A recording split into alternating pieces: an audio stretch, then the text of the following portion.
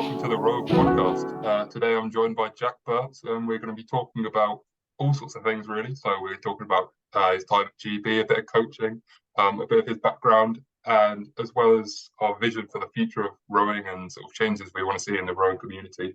And then, of course, finishing off with our Q&A that we collected the last couple of days. So introduce yourself, Jack. Yeah, so my name's Jack Burns. I'm the founder and head coach of Edge Rowing. Right now, that's kind of what I'm currently doing. A bit of my history. I was in the GB rowing team briefly, I would say, in the terms of how long people are normally in there for. But yeah, had a long journey getting in. Sort of took me like 8 years of being pretty dedicated to get there. Lots of highs, lots of lows.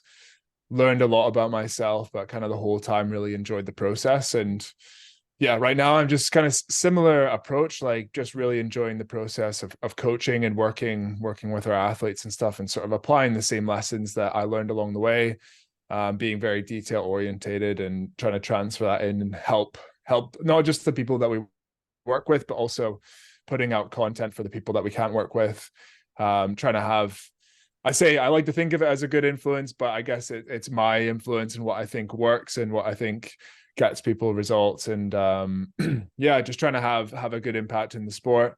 But yeah, overall, just like loving what I do and sharing my passion with people who are passionate about the sport as well. I think that's one thing I learned, is that jobs that I'm not passionate about, there's no chance I'd be able to do them long term. So yeah, I feel pretty privileged to do what I do today. But yeah, that ended up being quite a long introduction, but that's some of it. But yeah, thanks for having me on. I'm excited to be here. First guest of season 2, so very warm welcome, and hopefully it will sort of spawn a whole future for this channel. That'd be quite nice. Yeah, for sure. But we'll jump into the first thing.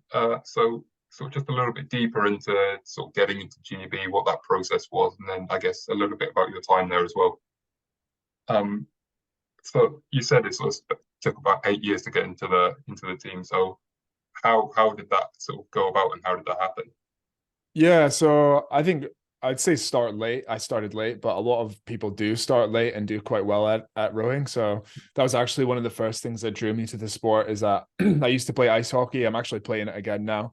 But I always really fancied the idea of being a professional athlete. But I was way too slow to play hockey. I could keep going, but I couldn't go very fast. But yeah, always loved the idea of being a professional athlete. And then I was kind of took a break from hockey, focused on, my last year of high school, got into uni, did the kind of going out stuff, got pretty bored of that pretty quickly, and just felt that real competitive itch come back. And I was like, right, I want to find something new. So I actually saw Helen Glover compete at the Olympics, and she won gold after like 4 years of after starting the sport. And I was like, oh, maybe I could do that. So got into the sport, got hooked really quickly. Yeah, there's so much I could talk about, but really involved, dead keen being. Got injured really quick. I showed progress like really early, but I got a really bad back injury kind of as a result of that enthusiasm, and had to spend like 12 months out of the sport, 18 months out of the sport, having only been in it for like a year. Yeah. So pretty early on was met with some heavy setbacks, but yeah, I had to quickly learn a lot about myself and adversity early on, and probably got too ahead of myself with my injury and the progress that I had early on. And then coming back after my injury, I thought I had it in the bag. Well, not had it in the bag, but I was like, oh, I just need to keep going and I'll keep progressing. And I came back and I was terrible mindset, making excuses all the time, not pushing myself hard, giving up on training sessions, but not saying I was giving up, like just making up. Sort of my back's hurting, I'm gonna hop off and sit on the bike for a bit now and spin my legs. Yeah, a lot of that. Yeah, a lot of itchy throats, which I always say, I'm like, look, if you have an itchy throat or you had a bad back, do not push through it. Just in my case, it was like, no, it was a lie. And I was lying to myself, and the results spoke for themselves. Hmm. I never forget the first trial that I went to. I was like last, I was near last place. I think I was Hmm. like 2 minutes off of the pace that I wanted to be. And I want to be like looking at closing 2 minutes over a 5K race. I was like, how is that going to happen? Like, is that realistic? But the thing that drove me, I always say, I think is really powerful. I wanted to be able, regardless of what the outcome was, I want to be able to look back on my rowing career and say, I did everything that I could have done to get as fast as possible and not have any regrets. And you can say, you can lie to yourself, but I wanted to like truly believe, and in my gut I just knew that I wasn't doing everything I could, so that was what pushed me for a long time. And yeah, it took me a bit of time to come out of that mindset. I was pretty lucky to work with some good coaches up in Scotland and stuff. And yeah, it was able to kind of gradually, and spending so much time training on my own as well. I Yeah. think I learned through trial and error. Again, that's part of the reason it took me so long. It's because I was learning these lessons by trial and error. And yeah, eventually got like really very, very low lows with my mindset and stuff. So very, very, very bad. But now it's like towards the end of my career, I was pretty, you can always improve it. There's no limit to your mindset, I think, which is a kind of a cool thing. But it was, night and day, getting from where I was to like just when I was getting into the GB team and stuff. Yeah. I guess if we backtrack a little bit, so where was it that you started rowing? Was it at uni? Was there like a start program there and things like that? So yeah, there was I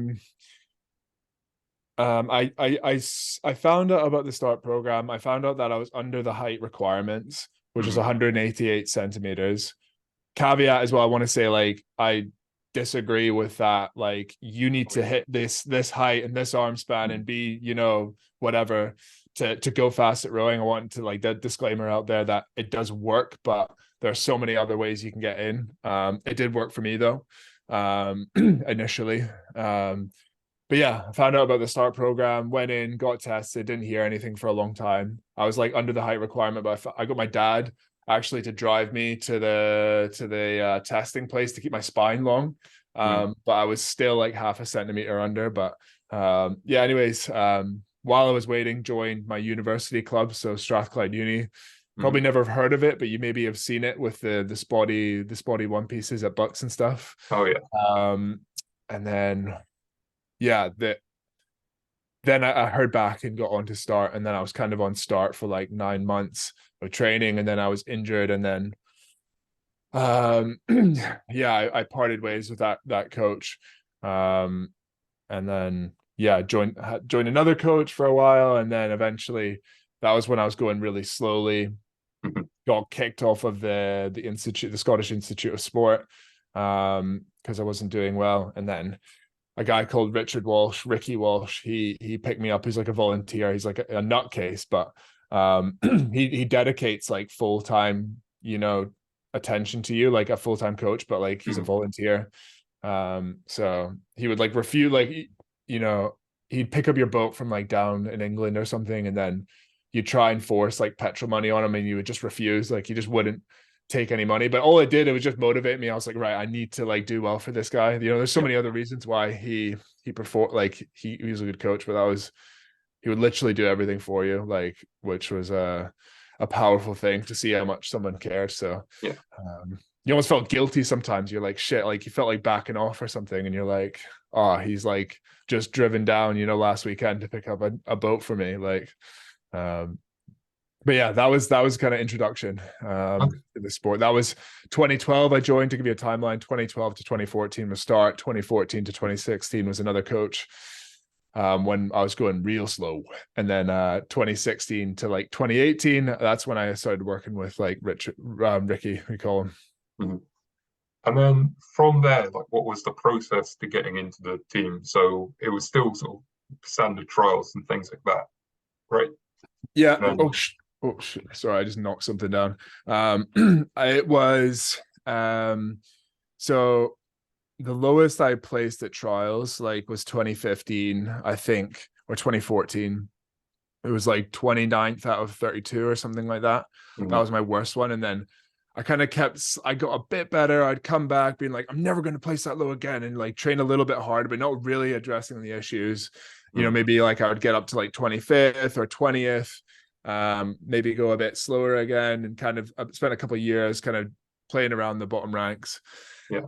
And then yeah, when I joined Ricky, one of the first things he said, he was like, I started doing my old antics of, oh yeah, Ricky, my back's a bit sore, training's getting a bit, because his program was like old school, like, Oh, just hard all the time, maybe a bit like what Brooks used to be, if that's what you're familiar with. But mm. different programming that I would prescribe, but it worked for me at the time. Mm-hmm.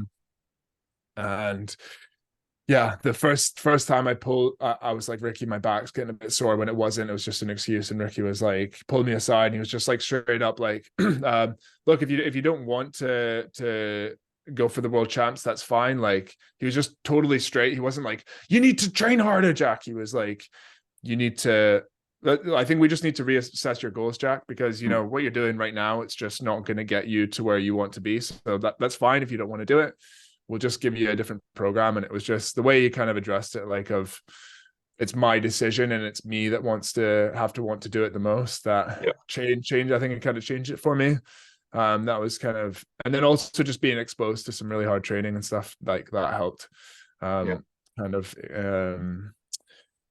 And then the first trial I did after Ricky, it was when the team wasn't there in with the first trial I did with Ricky, the team wasn't there, so it's the November trials, and I did I think it was fifth out of like 50 or 60 or something like that. So a massive leap. I'd normally be placing like 25th. So I couldn't believe it when I saw the results. I would normally, when I would go and check the results of the board, I would always start at the bottom. Yeah. I would start at the bottom though.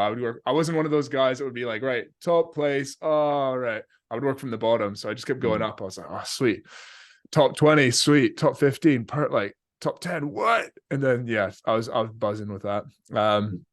But again, one of the lessons I learned from that was I would still get ahead of myself sometimes. And I saw I had that taste of improvement, and I got a bit complacent a little bit, and I still would perform well, but I would slack off a bit on the training. And those kind of years with Ricky is when I really learned how to, if you have a bad performance, you've got good motivation, you train harder, or you find a way to improve. If you have a good performance, you have to still have that good motivation and find somewhere else to improve, because people behind you are just going to be chasing you faster.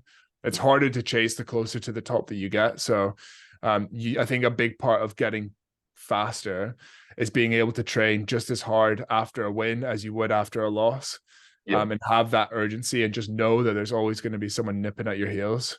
So again, that was kind of another lesson I learned through the trials process and stuff like that. And it's quite good actually, because you can, over the years, you can rank yourself quite well amongst other scullers and stuff. And I think I think I got to final trials that year of 2017. I was like 15th or 13th or something with the Olympic guys there. Did a kind of development project with a quad. That was the first kind of taste of like some GB stuff. And was that some sort of fun. like World Cup events, or was that outside of that? No, it was a good bit outside of that. Like, it was in no way, there was no GB label or GB kit or anything like that. Okay. But it's the first time I got to like train at a Caversham, which was cool. I came in and stuff like that. I'm like, oh my God, there's that guy, or something like that. So it's just a bit starstruck, a little bit. It's like when you're walking around and like just see like Helen Glover on the bike in the gym and things like that. It's like, oh, okay. Yeah, exactly. Yeah, it was cool to get that first. We had to train after them and stuff, but it was cool. We got the breakfasts and stuff. I think they were away on a training camp, so this is when the breakfasts were a lot more unhealthy. I think they made them. So I was like, there in 2022 for under 23s, and the breakfasts were still pretty obscene.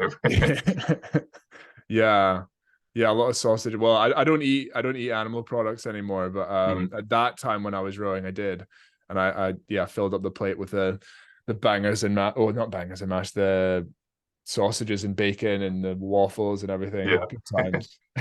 But that was cool. That was the first taste of like 1% of like what being full-time and professional was like, and that was really exciting for me. So, and then I was in a group with kind of some other guys who were like the runt of the litter, like not under 23, not really in the team at all, but just some guys who had decent ergs, and we just had a quad that we did the Prince of Wales that year, and we started way off the pace, but saw some good improvement. But honestly, looking back as well, like that was some of the most fun I ever had in that project, I think, with my rowing. And during this project, so at this point you finished uni? Yes, yeah. So I Yeah. graduated 2016 with a maths degree from Strathie. Hmm. And then I always knew I wanted to go full time. Like I Yeah. always knew I wanted to do one. That was part of my motivation as well. I was like, I want to say that I could do everything within my power to go as fast as possible. So I was staying at home, living on my dad's flat and stuff like that. Yeah.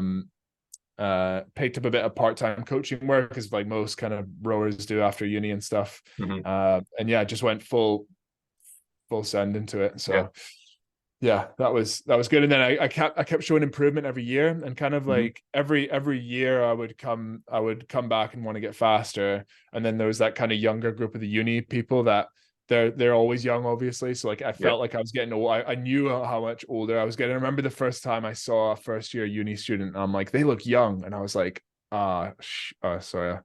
Do you swear on this? I don't know. I won't swear, but I, yeah. I remember I had a similar situation when I started my master's at Brooks and I was lining up to pick up my student ID, and another lad that was a fresher that year came up and he goes, "Oh, so you were doing a master's, so you're old then?" I was like, "Oh no, Yeah, I'm just getting started." But yeah, I guess that's a sort of similar feeling where the freshers are always the same age, but you're always getting older. yeah. And it was kind of one of those things. It was like, when I was like, getting a bit better each year, but it was like, when am I gonna um when am I gonna like get a real job? Hmm. Was the kind of like undertone of it sometimes, and you get some relatives and stuff being like, so like, what are you doing? Like, and Yeah. you're like, oh yeah, like I was always confident in it, but there was always some element that you just feel a bit like you're wasting your time a little bit. So that was actually one of the hardest, not hardest, but something you have to deal with when you're going full time into like rowing. Like, oh, so Hmm. it's like, oh, you're like professional. It's like, well, no, I don't get paid anything, but it takes up all my time. And Yeah. I always loved the process. Like I was Oh, yeah. coaching part-time, living at home, like rent free, which was a privilege. So enough to get by, and I just loved what I was doing. I remember we had some older, well, like a few years older than us, and it was one Christmas, and everybody was like, this was like an epiphany for me. Everybody was like talking about work and when they were coming back, and it was like, oh, I've got 7 days off. Oh, I've only got 7 days off. Oh, I've got 14 days off. I'm like, oh, I'm so jealous of you. I'm like, is that what like a normal life is? Like, if you're privileged enough to not have to do that for a short amount of time, then I was like, I should definitely. I just kind of reaffirmed what I was doing, like, and I was like, I've got no urgency to go and do that. Yeah. So yeah, I was that was a kind of clarity point for me, and it was like I had the support of like Pauline as well, my wife. She was kind of always pushing me and encouraging me to do it, and it kind of got to a point as well, like 2018, when they were like, you could probably get in next Olympiad if you keep Hmm. going. That was a big moment for me. But then I was trying to get into Tokyo. I was like, I kind of wanted to retire after Tokyo. Yeah. And then it was like, Paris was like, you've gone this far, you've dedicated this much of your life, Hmm. such a special thing to be able to do. So kind of stuck with it. I was very close to quitting in 2018, actually, of like going to go and do teacher training, but Yeah. yeah, luckily kept going.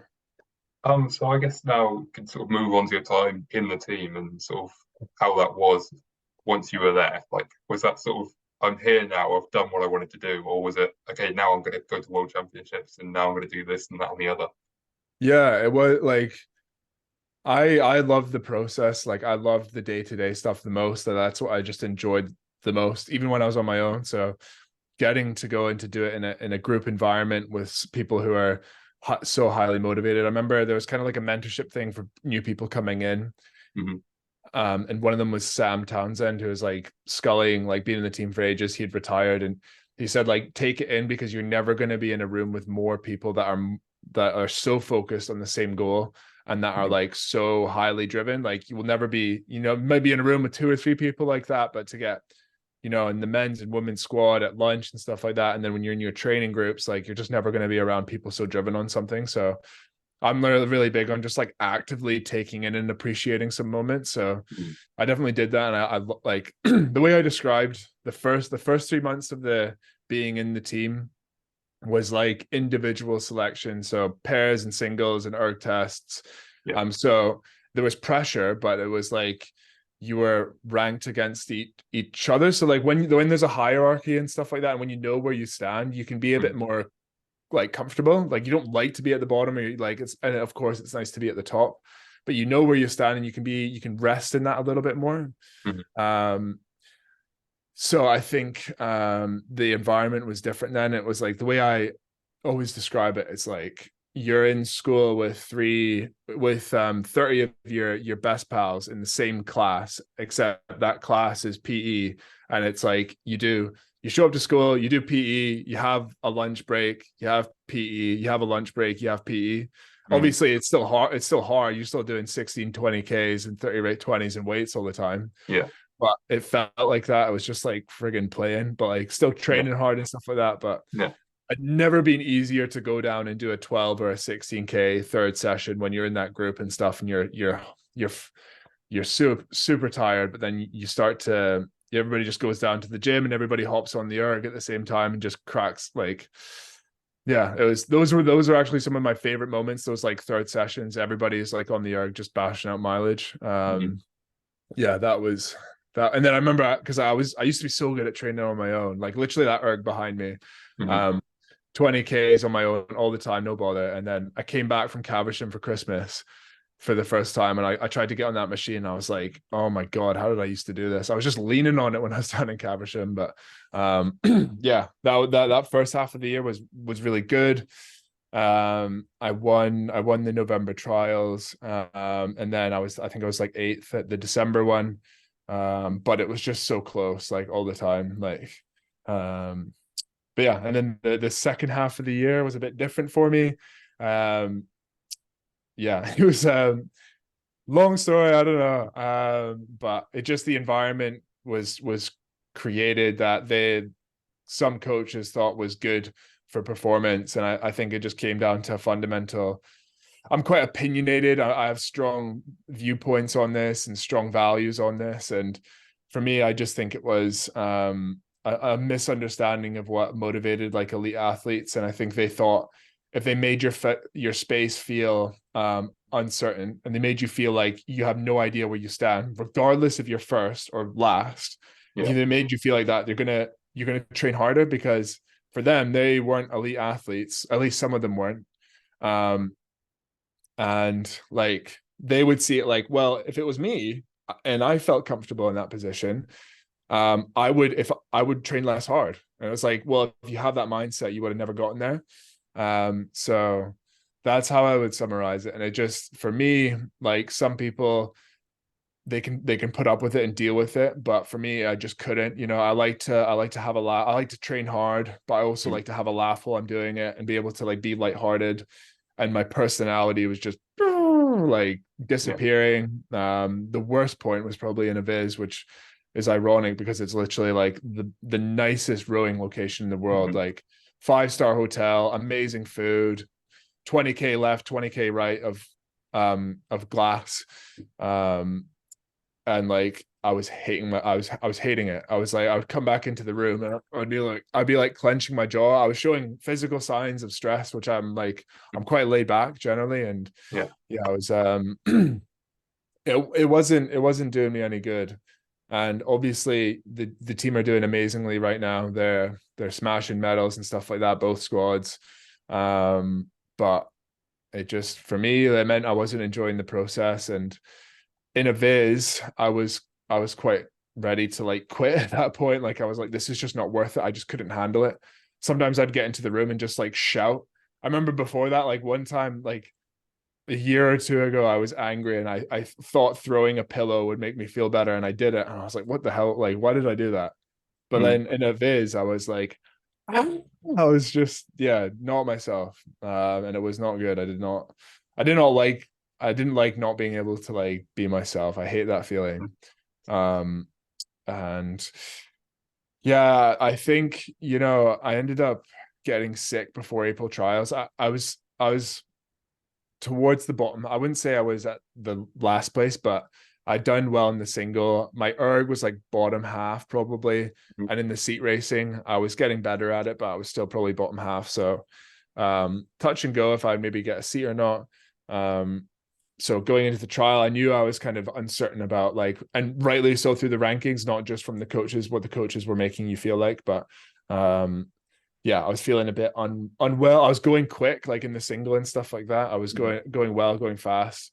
Um, and I don't want to be that guy who's sitting here being like, "Oh, I would have won because I was going fast in training." But I know, like, if I'm going well in training, like I'm gonna go fast in racing, and I was. Mm. But throughout that week, I started to develop like a really dry cough, and like we're racing on the Saturday, Thursday, the Tuesday started to get a cough, Wednesday coughing during the night, Thursday up half the night, Friday, oh no, Thursday night, not a wink of sleep, just dry coughing the whole time. And went to the coach Paul and was like, yeah, Paul, like I was pretty gutted about it, but I was like, I've been trying to do this, but I don't think I can. I've not got any sleep last night. I'm not feeling right. Something's not right. And he was like, that's fine. If you want to do that, then you can, but that's going to cause problems for you. And Mm. and that obviously, it's not directly saying you're done, but it's like more or less saying you can pull out, but you're not going to get a seat for the rest of the year. So yeah, I was like, okay, cool. I guess I'm doing the trials tomorrow then, and then Mm. cracked on with it. BS blinders is what my old coach used to call them. So you just, you focus on what's in front of you. Yeah. Verbalizing, and that was one thing they held against me. It's like, well, you should have told us you weren't feeling well. I think they didn't understand is that if you start verbalizing things, of course, it's very different from mental health, where if you've got a problem, you're struggling, you want to talk about it. With sport, Yeah. it's like you want to what's in front of you is talking about how you don't feel well. That's just going to Mm. make it more real and bring more of your Yeah. attention to it. So Yeah. if you want to go out and race and go as fast as you can, like, and you're before the race, hey coach, I don't feel so good. Oh, hey everybody, I don't feel, like, you're making it more real, and Yeah. you're not going to be you're going to be sitting on the start line being like that. My cough's pretty sore, Sort of rather like than like, scratching the itch, I guess you could say. yeah, yeah, exactly. So yeah, I did the time trial. I think it was fourth or fifth in that. 2 seconds off of first, but that was like all I basically had in me. Mm. After that, stabbing chest pains, when I would breathe and stuff, and then I tried to do the semi, go 750 into the semi, and then just started like gargling fluids in my chest and stuff like that. And I think I could have kept going, but it was so hard at that point mentally to keep going when Yeah. I was feeling that. So came off the water furious, slamming doors. Again, people that know me, I just never do that sort of thing. Mm. And just rage drove all the way back to Glasgow without stopping once. Wow. Literally, I did a 6 hour drive, like down the M6, up the M6 without stopping. I was just furious. And I was on the phone to Pauline at the time, and she was like, I never heard you ever speak like that, like how angry I was and how frustrated I was with everything. So yeah, I was holding off. So I disappeared, just out of pure rage, and they thought I was trying to get out of the World Cup at the time. They didn't know I was doing at the time we didn't know I had glandular fever, so they thought I was trying to get out of doing the World Cup, which is literally like the best part of the year, Mm. apart from the world champs and stuff. But yeah, they thought I was trying to get out of it for some reason, and I said the World Cup is in 7 weeks, and I was like, look, and I was in bed in Glasgow on the phone. They're like, so you're not here, huh? And I'm like, yeah, I left. And I was like, yeah, I don't think I'm going to be able, I don't know if I'm going to be able to do the World Cup. And they were like, what, why? Like, it's 7 weeks away, you'll be Yeah. able to do it. It's 7 weeks away. I'm like, I'm literally like bedridden. Like I can barely walk to the toilet. Like, but came back. They were Paul again. He was putting pressure on the doctor for me to come back. I don't know. I don't like going into this too much and like complaining about it. But yeah, he's just putting pressure on the doctor and stuff like that. And remember, we were meeting with the doctor, and we knew I would go out and do like, I would go out and paddle. Like, right, here's the plan. Like, 6K tomorrow, 8K the next day, and then we'll build you up. And because Mm. like you're building up, then it'll be fine somehow in their eyes. But I would go out and just like with my legs, like let my legs drop, and my heart rate would just be like 160, Yeah. 170. And I was like, I would just immediately come in and be like, something's not right. So trying to figure it out, trying to run bloods and stuff like that. The doctor was like, "You're not well." But Paul came in, had a meeting with us, and he's like, "Well, you know, your hotel room's booked, your plane's booked for the World Cup. I don't see what the issue is." And I was like, "Right." So now you're putting pressure on the doctor as well to make the decision. Mm. So, um, yeah, and then eventually we got the bloods back, and then guess what? Like, you got glandular fever. And I was like, yeah. And then he called me with a bit of a different tone, and he was like, "You take as much time as you need." And I was like, Yeah. "Aye." And at that point, I was like, I couldn't see myself coming back. Um, but then at that point, so in the run up to that, I'd been starting to pay a bit more attention to online coaching, getting some things set up. Mm. Hadn't started working with anybody, but I was starting to just focus on that a little bit more when I had a bit more time off from being unwell and stuff. So that actually kind of started the transition of what I was doing. Mm. And then yeah, sorry, I've rambled on for ages there, but No, that's good. So I guess talking about coaching and sort of moving on into that sort of aspect of things. So have you got any, what are your top tips for coaching, I guess? Like what are your main things? so would you say top tips for like to coaches or top tips to athletes? I guess we'll start off with athletes. So Yeah. we could sort of go off with what we've talked about previously a bit as well, like in terms of starting off with mental health even. Um, what do you think about overcoming illnesses and things like that? What sort of approach should you take there? Yeah, so obviously like an illness is number one, of course. You know, you need to wait until you're healthy. You need to wait until you get the green light from the doctor. And same with an injury as well. You need to wait until you're clear. So the way I always view it, if you know, anybody I give advice to, it's like when you're ill or injured, like think about yourself. You're not a rower anymore. You're Mm. an injury fixer, like you're a back fixer. Your sport right now is to fix a back. Yeah, Like that's don't think about rowing. Like if you want to get better at rowing, you're going to need to be able to row. So put yourself yeah, in a position to row. So same with illnesses. It's like your job right now is to be someone who fixes glandular fever or whatever. mm, So and then from there, you know, I would say it's fairly straightforward. Like um, it's easier from an illness, I think. You just build back gradually and have faith that you might be pretty unfit, but it'll take a bit of time. It took me 10 weeks after I tried to come back after glandular fever, but I knew starting back, I was like, I don't want to do this. mm, But I just wanted to see if I could get fit again. But yeah, that took me like 10 weeks to get back to somewhat decent form. Injury, the hard thing with coming back from injury is when you start to feel better and you're far like when you're injured and your back sore or your knee sore, you have a lot of motivation to rehab, to do prehab and do the exercises. The really hard part is when you maybe have that first session when you get to go out and do 16K in a boat in an 8, or you get to smash out like an erg that you love, and you mhm, get those endorphins back and you're like, yes, and like you're so excited and you want to do more. The hard part then is to keep up with that prehab work and have that yeah, habit. And I learned that lesson so many times through get injured, time off, prehab, get better, get excited, get in like, but then stop doing the exercises and then just keep going up and down like that. So yeah, you need to get burned a few times, to be honest. I say it all the mhm. time, but sometimes you need to learn that lesson yourself. But um yeah, I think those are maybe kind of two of my main points on injury and illness returning from them. And then moving on from that, what would you say to people that might be sort of losing passion or sort of aren't enjoying the atmosphere that they're in anymore? Yeah, that's a really hard one because to be honest, sometimes I've rode with plenty of people that are in it for the wrong reasons, in my opinion. Like if you're in Mm, it for to make someone else happy or and I understand like a lot of people are put under pressure from other people, so that's maybe not fair to say. Um it's yeah, it's a hard question, but I would say what is why did you start the sport? Like what do you find the most improvement in, or sorry, enjoyment in? and like how can you shift what you do on a daily basis to like focusing on that.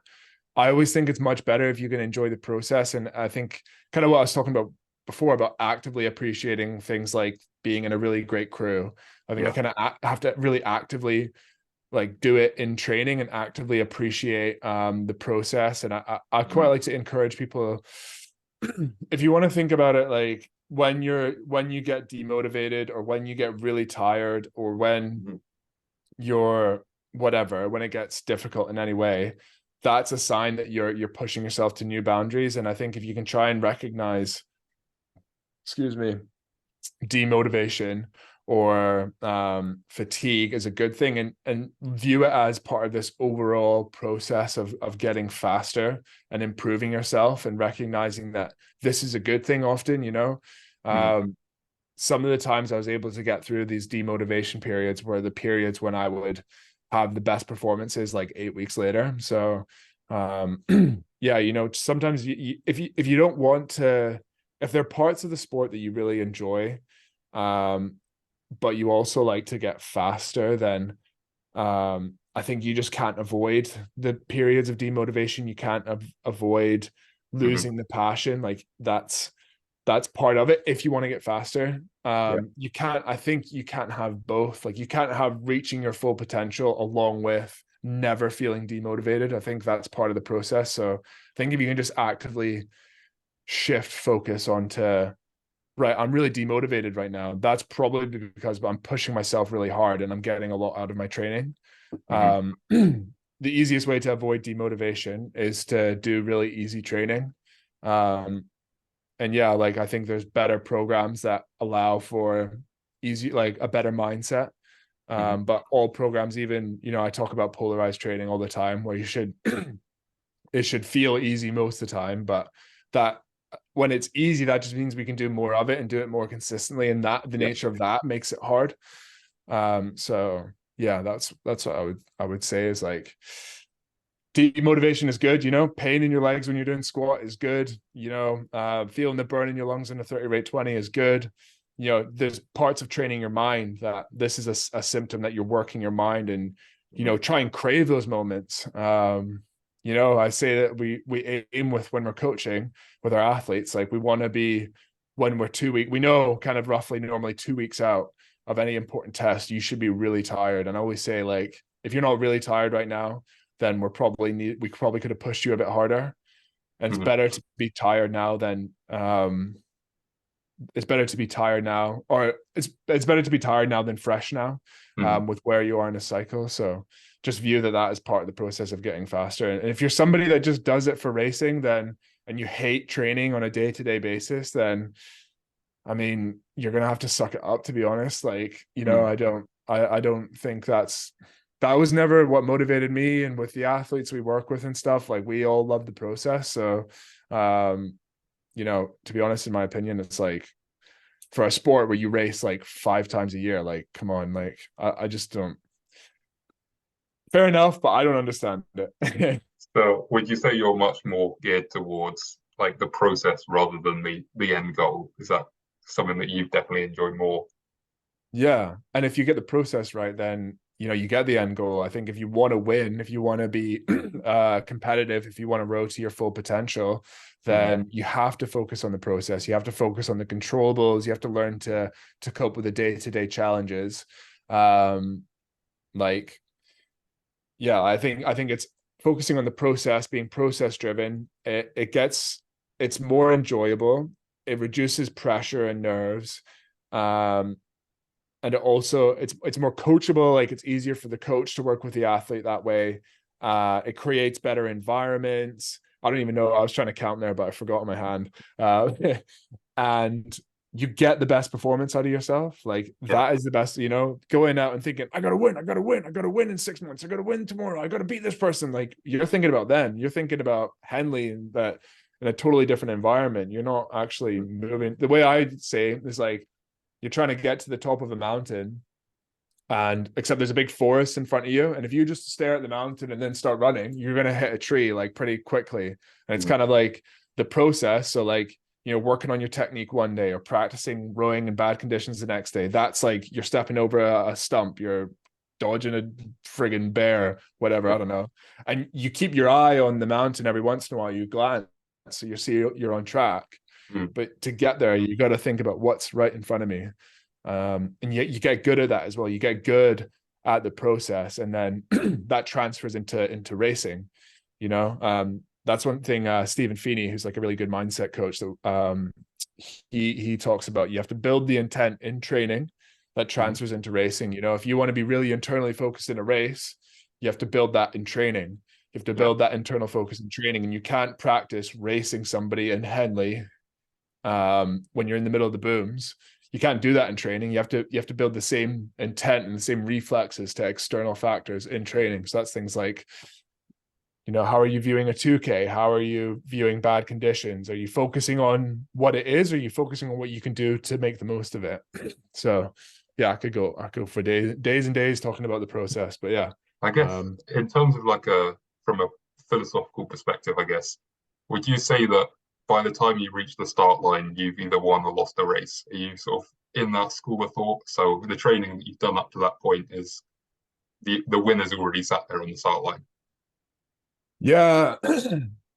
Yeah, I don't know. I guess because there's always going to be the statistics, I guess, being like devil's advocate here and being like, well, actually, they could still hit the booms or something like that. But like, yeah, there's never been one race I did when I prepared really well and put myself in the best position I could on the start line, where I didn't have a race I was happy with, where I didn't feel like, wow, that race might have lost, might have won, but I definitely got faster. So I think I would say, you're determining how quick you're going to go, how well you're going to race, how much of your potential you're going to fulfill with the training you do. I'd maybe say the winner, it doesn't matter. Like you could come against, if you're in the pair from 2012 to 2016, like you could have been the best, any other Olympiad, you could have been the best pair, but the Kiwi pair would have been 5 lengths ahead of you. Like that was one thing I remember when the British four in Tokyo, they lost, and that was just pure chance that they blew like that. And for anybody that hadn't seen, they were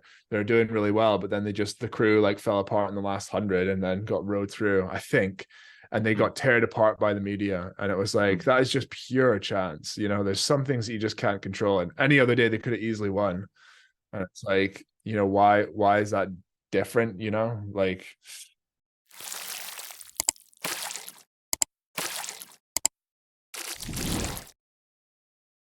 moving on to a new topic now, and just sort of starting to discuss things about rowing as a whole and the rowing community.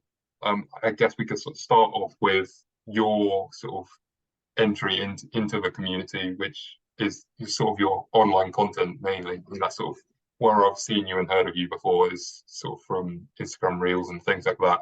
Could you talk a little bit about that and sort of what your impact and what you feel like your impact is and the direction that you want to go with that? Yeah. So what kind of our vision is to change the culture in rowing, and then hopefully in, other sports, would be ideal, is going from one where people are focused on the outcome. They're focused on, I would say, maybe like in a toxic environment, coaches are saying, you got to win, you just got to win, you got to do this, you got to do that, you got to compete on a day-to-day, like that sort of language. Turning teammates against each other, shift sports from that to where it's very process driven, it's very growth orientated. And a big part of that is focusing on the process, like learning how to perfect the process is what we talk about. If you can get really good at that. And I think it lends itself much better to sports person like behavior, where, you're not, if you're obsessed with winning and then someone beats you, you're going to be more like you're thinking about them, and like you might be fine with it, but you might also be really pissed off with them. And not might not talk to them after them, or you might talk behind their back. That sort of like toxic environment. Whereas if you're just going out to view, to get the best out of yourself, I think that's a far more fulfilling path to go along. And I think it just makes sense for me. It just fits into better culture, better results. And the big thing for me is you learn so much about yourself by getting very good at the process and getting very good at what you need to do to get better. And I think it just transfers so well into other things you want to do in life. I would say that like it's transferred into what I do, but like I'm still coaching rowing, so you might see it as very similar. But coaching rowing and running an online business and stuff is very different from like trying to make a boat go really quickly. So I feel like I've learned so many skills and so much belief in myself because of the way I approached rowing that are now transferring into what we're doing now. Mm-hmm. And I think that's the power of sport. Like, you know, you're not gonna what can an athlete take away with it when they, you know, put the blades in the rack and put the boat on the rack as well? Mm-hmm. I don't know. Is there yeah. Like what can you take, like I used to work with juniors as well, and like that was one thing I was really big on, is like how can you take stuff away to your school? Like most juniors would stop after junior rowing and go and do uni and stuff like that I was working with. They weren't super competitive, but I was like, how can we build confidence? How can we present them with a challenge and say, you know, have them go to a challenge and be like, oh, I don't know if I can do this. I don't know if I can overcome this challenge. And then be like, right, well, what do you think? Like, what's in front of you? What can you do to get there? And just do one stroke at a time. And then, you know, afterwards, like, wow, I focused on what I could control and I overcame this task that I didn't think I could. And, you know, that's huge. I think if you rowing's so defined, rowing so like, especially ergs, like you've got that number, that feedback right in front of you. So the task of it can be so hard. And especially sort So of using telemetry and things like that as well. Like at Brooks, it was your number is right there in front of you. You've got to sit on that number there, and that session you're doing at 240 watts or whatever it is, and that race there you've got to do 400 watts and things like that. It's like that number can always just be there, sat in front of you. yeah. It's such brutal. It can be such great feedback when it's going well, but then it can Mm. be such brutal feedback when you're tired or you're not seeing Yeah. the results. I think you just learn so much about the process and building confidence and adversity. And I think I think having a process approach versus a competitive, whatever you want to call it, like a toxic approach, in my opinion. The problem is that approach can work. That approach can work and it can produce results. So coaches can go and say, well, we create this environment and we got all these races.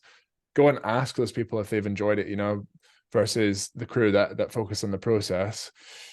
I think, you know, it's a far more positive experience. Like, what the hell is the point if we're not enjoying it? Like, Yeah.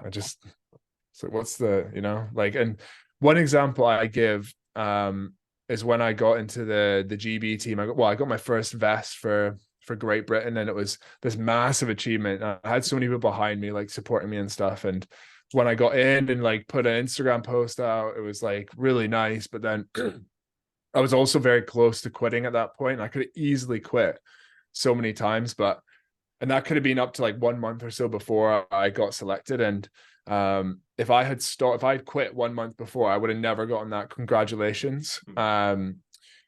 But because I just happened to keep going for another month, that, you know, I then got all this external like compliments and stuff, which I was super grateful for. Don't get me wrong, but you know, it's a sort of superficial recognition that, of course, nobody's just going to congratulate you randomly after like 9 or 10 years of trying something really hard and just like randomly message you and be like, oh my God, well done for like focusing on the process so well. So for me, it's like you then have to come get that validation from yourself. And I always say, you know, you can work closely with a coach or your partner or your parents or whatever, or a teammate, and they will understand what you're going through on one level or another, but no one apart from you will truly understand how hard it was or what you've overcame. So you have to have that self validation. I think is so important to put yourself in a position when you're done, you can say you're fulfilled and you're happy with your sport. Or, you know, if you want to, you continue to go, you know, finding that fulfillment and learning about yourself. I think, yeah, it's just that this ecosystem, I think, just works so well with everything. But yeah. So in terms of sort of your online content and your Yeah, I didn't really answer that question, did I? That's all right.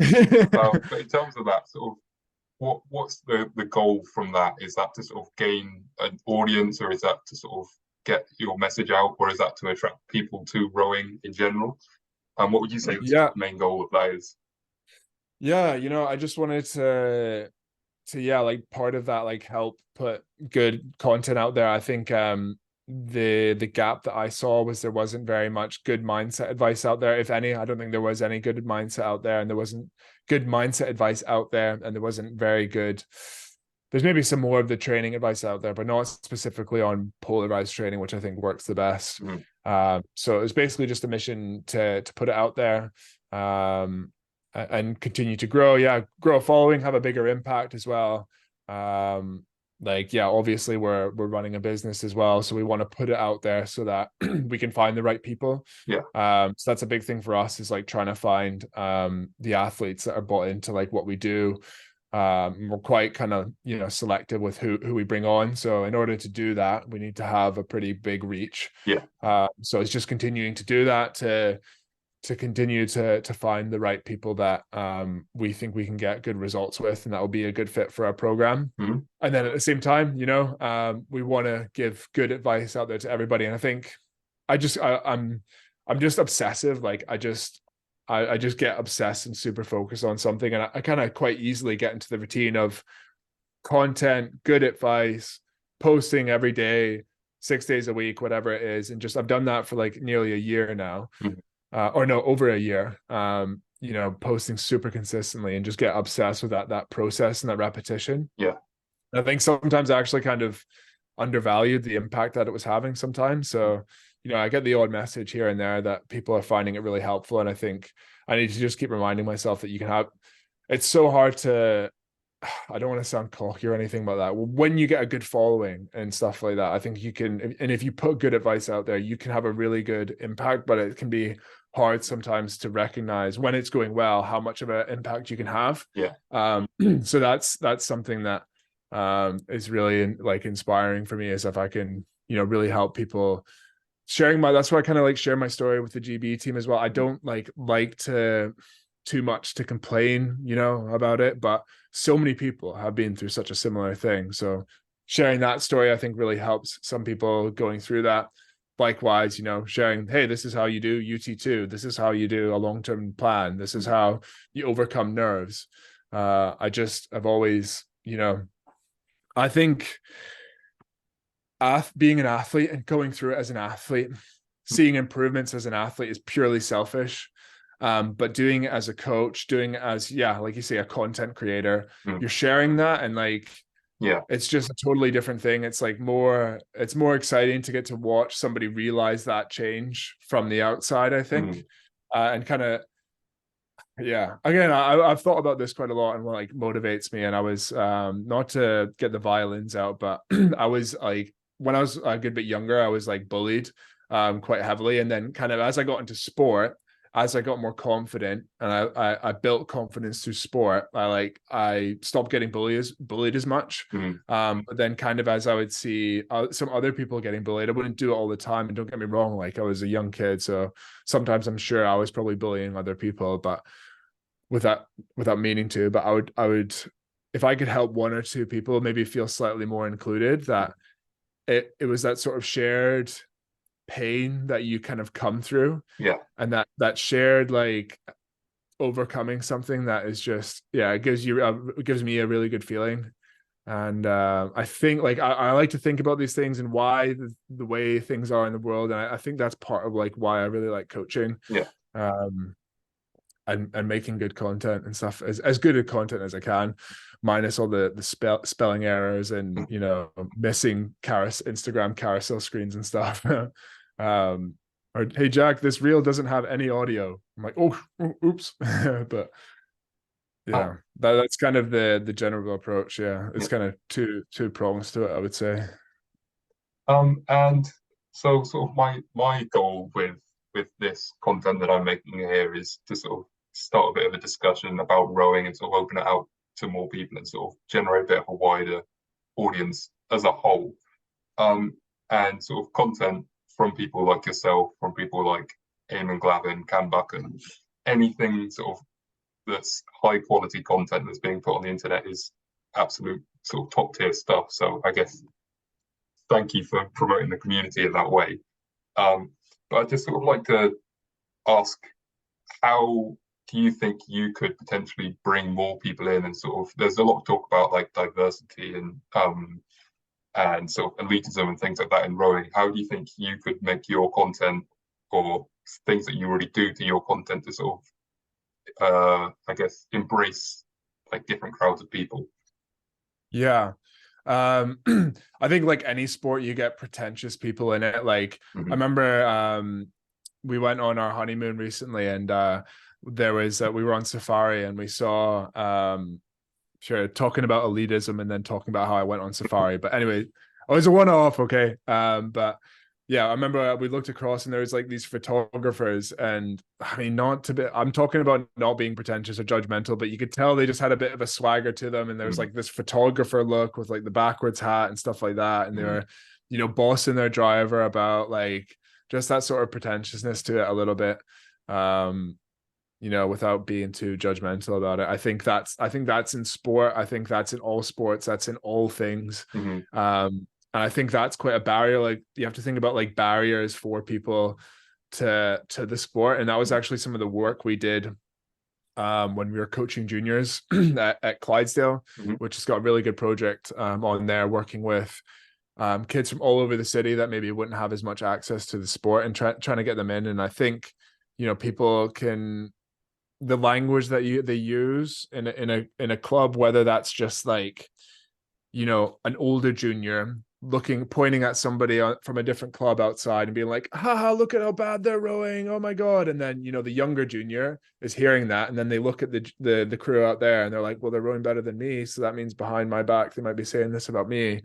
And just that kind of making fun of other people, and like I think that kind of creates quite a toxic culture. Mm-hmm. And I think just basically trying to not be pretentious, try to be yourself, never be judgmental of whether somebody's at a younger earlier in their rowing journey. I think I when I was coaching, like, would never ever like say anything about another crew that was learning a new skill or like a bit more begin, like more novicey.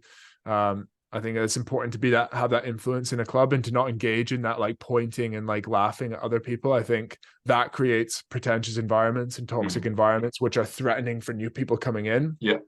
Um, and if you're in that environment, I think you don't have to be like, stop saying that about them, but you can just not. I think just not engaging in it as well as like, or if somebody says it to you like, oh Jack, like look at how like bad that crew is, and then you just don't engage. You don't have to be like, you shouldn't say that about them, because people would just be like, oh, shut up. But like, just don't engage, and just not laughing in a lot of these situations, I think, is a way. Thinking about the way people on their own can have an impact, whether if you have a big following or not. I think you can be a change in culture and stuff like that. So that's maybe one of them. But really, like it's so hard to understand someone else's perspective coming into a new environment. Yeah, one thing like in Glasgow where we are, they have the big new Emirates Arena. Mm-hmm. And it's this big, massive, like metal thing. It's huge, like this big rectangle. And in Glasgow, everybody's like, it's a fantastic architectural building. But what some of the work that we were doing and trying to get people more involved in sport, and people that had come from different countries and stuff, and they saw the building, and for them it was totally different, something they had never seen before. And that was actually a reason why they didn't want to approach it, because they had just never been around it. And I think it's very important to just challenge yourself and trying to see what someone else's perspective can be on sport. And you will never, you can try and understand, you can try and empathize as best you can. You will never know what it's like for somebody else of a different background or a different minority coming into the sport. And obviously rowing, it's getting a bit better, but it's still pretty elitist. And I've been around some clubs and stuff like that. I won't name any names, but that I've heard the language that the people use, and it's just like disgusting, to be honest, behind closed doors. Yeah, just thinking about the kind of differences that you can make to make environments less threatening for new people. So yeah, I think in terms of, I don't know, like in terms of like reaching more people, the indoor space is huge. Yeah. The fitness, I think it's growing as well. You're seeing more concept to in gyms in more places, aren't you? They're getting rid of the old, like whatever they are, the makeshift hotel gyms. We've seen that, we've all maybe experienced those before, but the indoor space is huge. I think I don't know. I don't know what is going to happen with the Olympics with rowing. I love the sport and stuff like that, but it's changing. Like Mm-hmm. they don't make money off of rowing, I don't think, and it's so expensive to run to build a 6 lane 2K lake.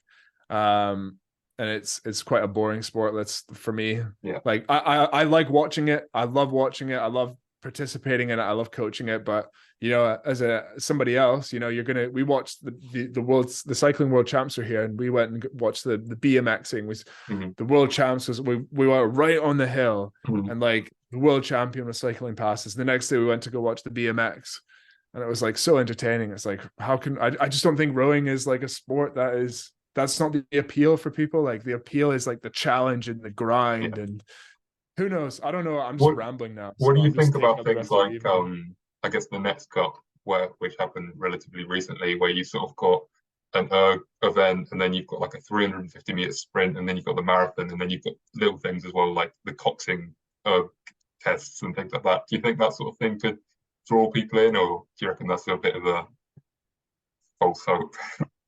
Yeah, I like, yeah, I don't know. I think trying to make it more of a, like, think about Henley, like Mm-hmm. it's, how could we create more of that where it's that sort of spectator environment, social environment, Mm-hmm. like then the trade-off is like, I don't know, like you get people at Henley on the Saturday and Sunday who have their backs facing, they've got the best spot in the river, and Yeah, it's like their backs facing the racing, and I'm like, it's great. I mean, you're introducing more people to it, really, so that's a win. But yeah. um, I don't know. My appeal for rowing isn't like, I don't want it to be more fun. Like I Mm-hmm. like the challenge. I like learning about yourself. So Mm-hmm. I don't know if I'm maybe going to die on that hill, but So beach yeah, I sprints remember we did. probably isn't for you then. Well, no, I mean, people are enjoying it. If people are engaging in it, then great. Mm-hmm. But for me, rowing will always be like, I will always like, rowing is why like that's what got me into it. And Yeah, it's just a different sport. I think beach sprint, I have no idea about it. I'm not educated enough on it at all to make an opinion, but it's definitely the right approach, I think, for engaging in different countries and stuff like that. You don't have to build a lane. That's the right direction for yeah. sure. But for me, I'm like, there's nothing wrong. I like 2K racing. I like head races. I like 2K ergs. I like seeing, the grind of it. I think that's the appeal. So yeah, I'm not saying this to be like, we shouldn't try and have fun. I think we Yeah. should. I think it brings more people in. Great. I like Henley. I like the Nets Cup. I think that's all great, but for me, it's And like I like challenges. I yeah, like coaching people through challenges. in terms of like you could say the sort of the biggest race, rowing race in the world, the boat race. Sort of that's in my opinion, and I guess this is sort of a bit of a faux pas to say in rowing full stop, but I don't find it interesting sort of in a way that we were saying. It's a 20-minute race where one team generally gets ahead in Yeah. the first sort of 5 minutes. Um, do you think that's something that's like tainting the image of rowing at all, or do you think like tradition is tradition and that sort of has to stay the way it is? Yeah, some hard questions here. I agree that it's boring. It's boring. Like I can't remember the last time I watched the boat race, and when I did, it wasn't for more than 2 minutes. Mm. Um, I think, yeah, keeping the history of the two colleges is good. I think it was a joke when it wasn't gender parity, and there was a women's race, but it was like you have to wear a different kit, and it's like I think that was really bad.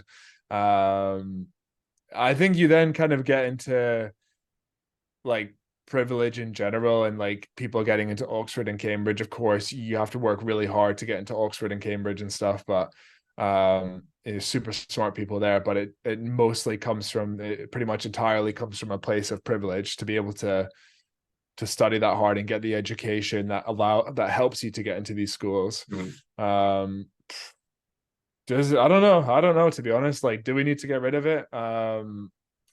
Or could It's it showing you a be lot.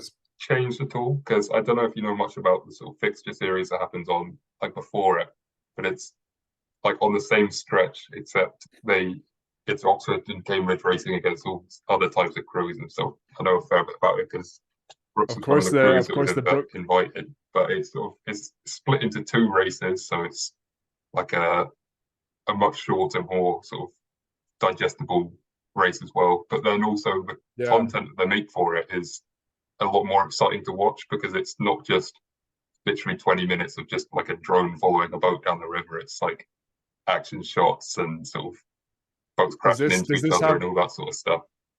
does this have anything to do with the fact that Brooks win this every single race?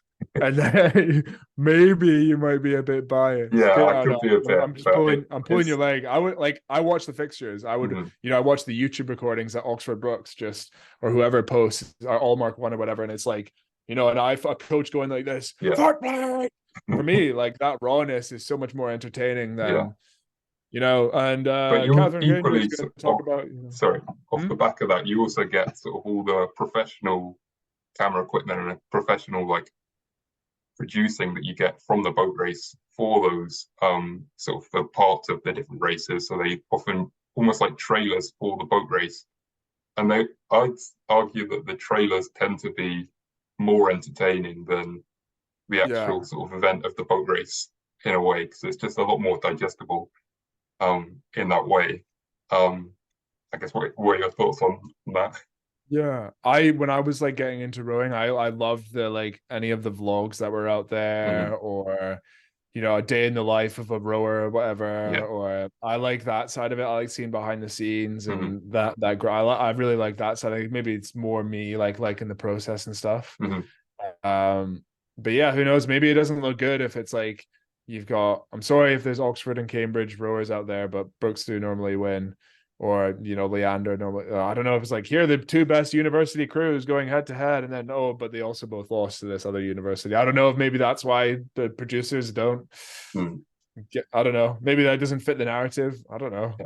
Yeah. But yeah, I'd agree. Like I think behind the scenes stuff, I think sharing the training information, sharing erg screens, I do erg screen Wednesday all the time. Yeah. Like people just love that side of it. It's so relatable when you see numbers on the screen, you're like, well, they're doing that split for this time. When I hold that split for this time, it's way easier, way harder. Like people relate to that. Mm-hmm. People relate to seeing a rower wake up at 5 a.m. and it's cold and they scrape the ice off their car and Yeah. stuff like that. They don't relate to Oxford and Cambridge education and um as you say helicopters flying over it. Like that's the shiny end of it. We want to see the grit, And we want to see the story, I but yeah. guess like sort of moving up into like relatable content, I guess. I don't know if you ever remember like or ever followed the Fat Ergs page on Instagram. Oh, fat ergos, Yeah. yeah. And that was Yeah. I remember that was like the number one place to go. Like you talk about all the things that they posted. It was like the guy that pulls a 102 split and then it just be some sort of ridiculous joke. But content like Yeah. that, and I guess sort of other pages have picked that up. So you now have like Junior Rowing Spotlight and Feather and Square have sort of picked up that end of content where that sort of dropped off. What's your sort of opinions on that kind of content as well then? Yeah, I think it's great. Yeah. I think more of it. Like laugh about it, be less serious about like your rowing and stuff, I think. Mm-hmm. Yeah, I try to do the memes. Yeah. They're they're all right.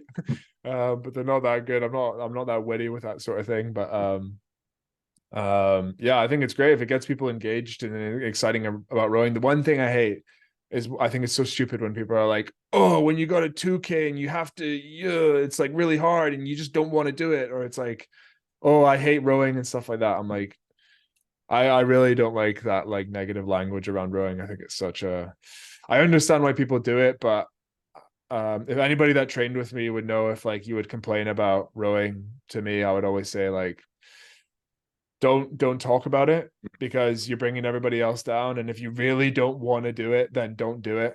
Yeah. But yeah, but that's like 3% of those memes. The rest of the funny ones I think are great. Yeah, Mm-hmm. like get creative with it. Put your own touch on it. Try and have your own like be yourself. Have your own personality, your own spin on things. I think that's the beauty of like coaching as well, is that it's a personal relationship with an athlete and a coach. So you have to have trust there, and to have trust, you have to understand each other. And I think part of that is being, definitely part of that is being yourself. Yeah. I guess we might as well move on to the final part of the episode now. We'll moving on to the Q&A. So I've got a few questions in All here. right, cool. We had a pretty good uptake actually. I think that's other than when it's sort of been someone that me and my mates will know, we've just been kind of roasting them. This is the most comments that we've had come in. So If there's any roasting ones, like please do. I probably I need to be put in my place sometimes, so please do send them over. So there might have been some of my friends as well that go they might do that sometimes, where they ask me some questions that I know I'm not going to answer. uh, we'll start off with something so we've talked about briefly. What motivates you when times get tough? That's sent in by Hudson. What motivates me when times get Yeah. tough? Yeah, kind of briefly, as you said, like knowing that tough times are what make you better. And I think you really have to actively recognize it, that when it's hard, when it's tough, these are the things that get you what you want. Have that objective of like, why are you here? Do you want to win a race? Do you want to try and PB? Do you want to see how fast you can go? Do you want to be in a crew that qualifies for Henley or whatever? And then, recognize, if you want to get there, you're going to have to go through these tough situations, and just clearly, like just say it. And sometimes as well, like actively just speak it and say, this is what will get me faster. This is good. And even if you don't believe it as well, like in those moments, you can train your brain's response. And just by, I always say, I'm like, I'm holding up a black pen for people that are on audio, but I always say, like, if you look at this pen and say this pen is white, and you do it enough times, you say this pen is white, this pen is white, you will start to change the way your brain views it. And doing that with hard training, you might know what like tough is good, but in that moment it can be really hard to see that. So just change your language towards it, change your view, and you have to practice it. It's like a skill. You have to get reps in. Um you have to get reps in. Sorry. Uh, Next question from the Four Stars podcast they've sent in. What inspires you to be a rowing coach? Yeah. So kind of as I said before, like I don't know, but understanding who I am and the experience I've been through, I think that feeling of having felt pain before when I was younger, being bullied, and then helping a couple of people, I think, try and come through that, and giving that feel of like shared um overcoming of like difficulty or whatever. And then now with rowing, I just see when you get to experience somebody who's looking at something and they don't think they can do it, and you can help them get through that, and you can help them approach it in the right way, and then they start to get good at overcoming these things, and they learn the skills, and you can see it's not only that they get over that thing, it's like they get better at overcoming that thing. And then next time you're working from a higher point, it's like, how can we get even better? And then the hurdles just get bigger, and you just get better at jumping over them. And I just love that process of it. And yeah, for me, it's like I think I learned pretty early on in my adulthood that I needed to be involved in something that I loved, and I need sport. I've always loved sport. So it's kind of it gives me a sort of hard to define purpose, like in my gut, that just pure improvement and getting better. I just love that stuff. And you can't be a pro athlete forever. So, I guess um, sort of hopping on the back of that question, would you say you sort of live vicariously through your athletes? no, because it is different. It is different, I would say. I'm happy with where I got to in rowing. Um, I I can look back and say I did everything I could. I'm happy with not the outcome, but like I'm content with where it went. So now it's just like, getting to work with people doing the same things with whatever their goals are, whether that's trying to get to the Olympics, whether that's trying to, take their first balance stroke or something like that. Like I just love that side of it, and working with people that share a passion. Yeah.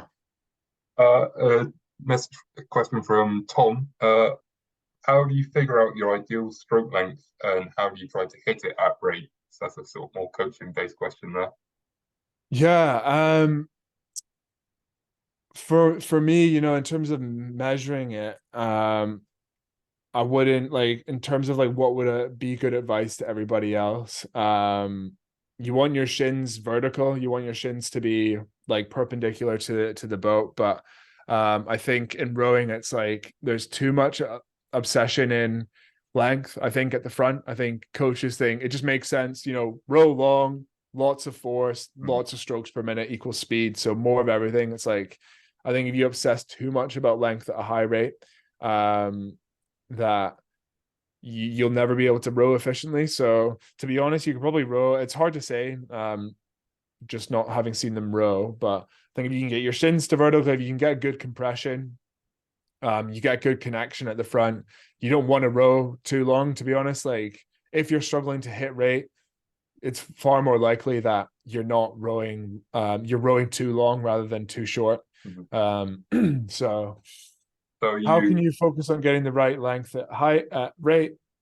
Shins vertical. If you've got a good connection, if it looks long, to be honest, like if you can tell you're only going to half slide, but apart from that, the important thing to do at a high rate is to pick up the boat really well and to not disrupt the run of the boat. And I think if you're super compressed, it becomes really hard to do that.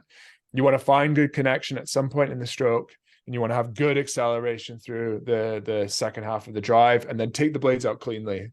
Take the blades out square and then turn them feathered. And then make sure you have a moment where you're going into the catch where your blades are squared, and you can just sort of have that moment where you can just be still and like gather the boat with your blades squared. Um, I rode with Will Fletcher for a time at Leander, the best rower like technically I'd ever been with. But he talked a lot about staying in a good range, and I think a lot of coaches are afraid to say row shorter, but he would say good range, and I'm like, you mean row shorter? But like people are just afraid to say it. But a lot of the time, you don't have to actually row that long. But cue all the coaches who are being well, told that you need to I'm hit. a very, very tall person, and I've pretty much been told my whole rowing career that I'm rowing too long. So, yeah, that's something that I've always struggled with, I guess. Yeah, But yeah, uh, I guess next question, in from Angus. How do you bulk up while rowing? yeah. It's hard. Obviously. So for me, it was something I never struggled with. I was quite short, but it was always quite easy for me to Mm. um put on weight. I was actually just having a conversation with an athlete actually this morning.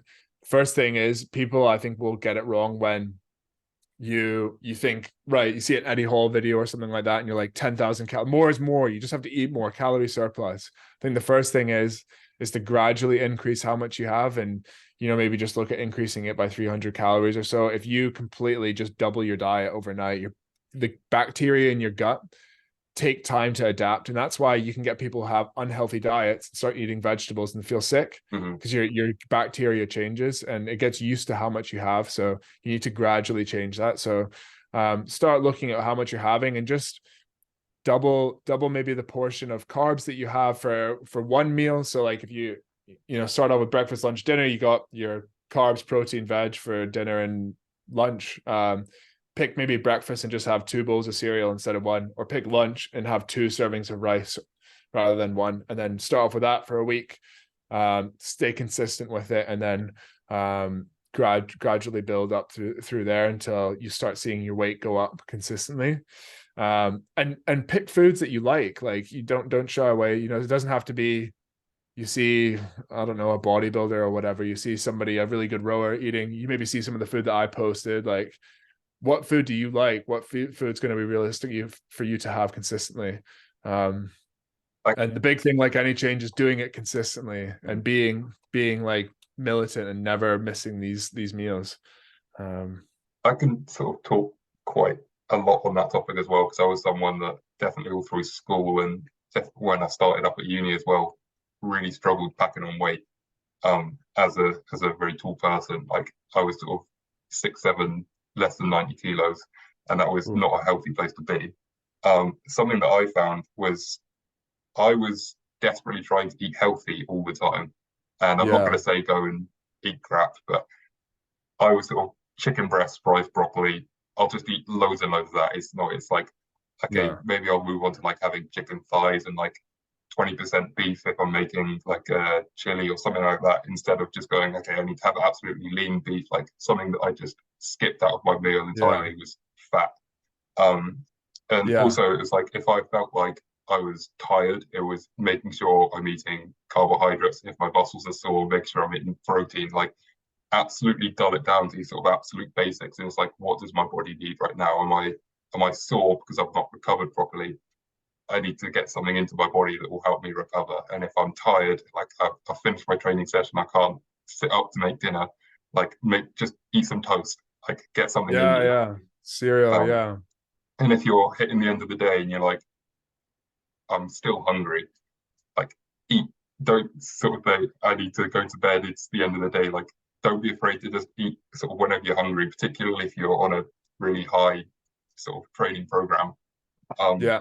and Eating is training. yeah, You just exactly. got to view like similar to the injury what we were talking about earlier, injury and illness. If that's what you need to work on, it's like you're now like eating is your job. I remember watching a video on Brian Shaw, who's the world's strongest man, Mhm. and he was like this huge guy, like 6'10", like massive guy, and his kids were like at the table, and he was like, I say to my kids, like, when I'm eating, don't talk to me because I have to focus on chewing my food.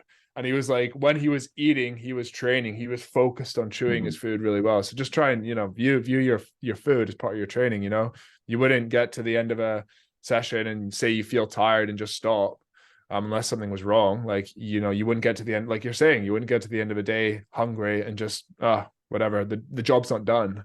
Mhm. But to be honest, personally, that was something. If I was hungry, I was like, I'm eating. I'm like, I never had that issue. Yeah. So I've been in positions before where it's like, okay, I've lost 3 kilos in the last 2 weeks. I need to make a change here.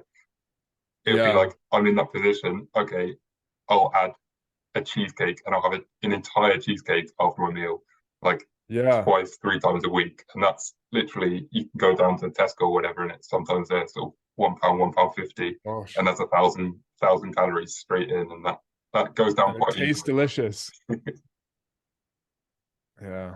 Yeah, exactly. Like, yeah, I think there's yeah, don't shy away from the foods you like. If you like, Cocoa Pops, if you like peanut butter is one of the easiest ways, cereal. Instead of that, just get a big thing of peanut butter and drizzle on top. There's a good extra couple hundred calories in a smoothie or something like that. Carbs are the really undervalued thing. I think people just don't appreciate carbs. Sugar as well. I used to have a sachet of like sugar before any hard arg at Cav, and people would always look at me and they'd be having their gels, and I'd be like, it's the same stuff. Or if you're Uh, sat on the bike for 2 hours, like there's nothing against having a packet of Haribo sat on the handlebars. Like that's yeah, gonna power send you it. along, and if that's gonna get you to the end of the bike, eat your Haribos, and then I don't know, maybe have a pint of milk afterwards. Yeah, Balance it all out. yeah. Just yeah, eating's part of it, and yeah, don't yeah. I think yeah, we're fueling an engine. We're not trying to like Mm. yeah be. I think a lot of it comes from the fitness industry and bodybuilders and stuff like that. And that's most of the content that's out there. So you can understand why people would maybe see it differently. But yeah, we're fueling an engine. We want to put good fuel. We want to put enough fuel in first. But yeah. Yeah. And our final question from Andres: how tall are you? I am well, yeah, we were talking about it earlier, Yeah. weren't we? I'm about 186, 187 centimeters, so about 6'1". But I always say like I'm actually probably 5'10" in terms of like shoulder height. So if you're like 5'9" or 5'10" and you put your shoulders beside mine, it's like the same height. But I get most of my height through like my neck and face. So if you saw me in person, I'm sitting in a chair right now. If you saw me in person, you'd probably laugh because it's kind of a bit weird when you realize it. But yeah, I've got like short legs. I've got a weird body, man. Like short legs, but long arms. I've got like a 6'6" arm span. So once you notice it, I'm a bit of a weird looking guy. Yeah. I'm 6'7" and I've got a 7'2" wingspan. It's Nice. pretty ridiculous. Yeah. Yeah, dragging your knuckles. Oh yeah. Yeah. But yeah, there's plenty of rowers that went a hell of a lot faster than me that were a lot shorter than me. Oh yeah. One of my heroes earlier on was Joe Sullivan, who is 5'10". And I don't want to throw shade at him, but his technique also wasn't that good.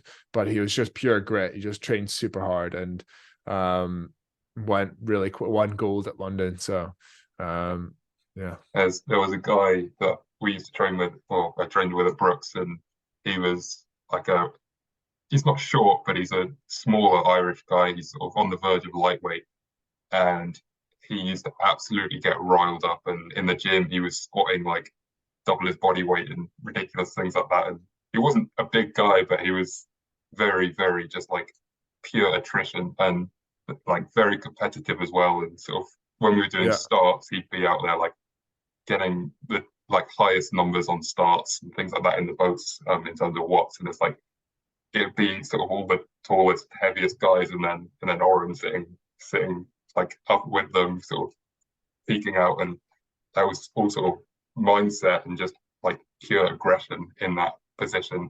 Obviously, technique played a big part as well, but being able to do that, being sort of on the smaller side, is very impressive. Yeah. Yeah. I get quite a few questions about people who find out maybe I'm obviously not short for an average person, but short for a rower, and get that question quite a lot. It's just like focus on the same things that you would, like you can't control your height. You can, but focusing on that and thinking, how can I make myself go faster because of my height? That's not really going to do you any good. You just focus on the same things you would to get faster. And the barrier right now is not, if you're viewing it like I'm short, I should be taller to get faster. It's like, that's going to be the barrier. You thinking about it is the bigger barrier than your actual height. So just try, and yeah, fair enough. Like it's normal to think about it, but just focus on what you can do. Focus on, like you say, be more competitive, train harder, lift heavier weights, row better, be more focused on improving your technique. Yeah. Yeah, and that sort of wraps up the Q&A there. I guess it's time to close up. Awesome. Have you got anything that you want to promote? So we sort of discussed it a little bit earlier. Yeah. So, yeah, as I said, like we don't, like our books are currently shut at the moment, and we often we don't really take on people that often. So, kind of as what we normally do is like put out good free content. I think personally, I think it's the best bit of free content that we've put out there.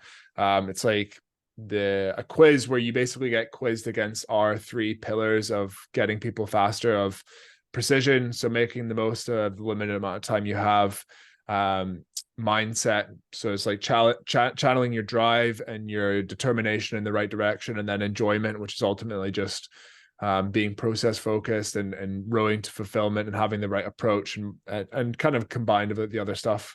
Those 3 pillars, we call them, that's what's made up the scorecard. So you can go in and just assess yourself, take 2 minutes, a bunch of yes or no questions. You get some custom feedback, you get a score, use the custom feedback, come back in a few months and test yourself again and track your progress. And that's just edgerowing.com/scorecard. So yeah, go and check that out if you're listening, if you want to quiz yourself and get some free advice. And then yeah, what else? Currently writing a book as well. So again, trying to have more of a reach, more of an impact. So that'll be a bit about me, but more about like applying our methods to your rowing and trying to cover all the topics we can on how people can get faster. So that's something that's in the pipeline, but that'll be in a long time, but maybe 3 or 6 months. But yeah, edgerowing.com/scorecard. Go check it out. It's useful, I think. Thanks very much for coming on today, and thanks for sort of opening up the new season of the Rowover podcast. Yeah, it's been thanks great for having you having on, and you've been great to talk to, and I've really enjoyed our discussion and sort of learned a lot. So thanks very much for coming on, and hopefully we'll hear more from you in the future. Yeah. Thank you. Thanks for having me on, and as well, thanks for the impact that you're doing and the effort you're putting out there with the podcast and stuff. I love to hear that that your mission and everything. I think it's cool to hear. So yeah, keep it up, and who knows, we can maybe speak again at some point down the line. Awesome. Thanks very much. Cheers, man.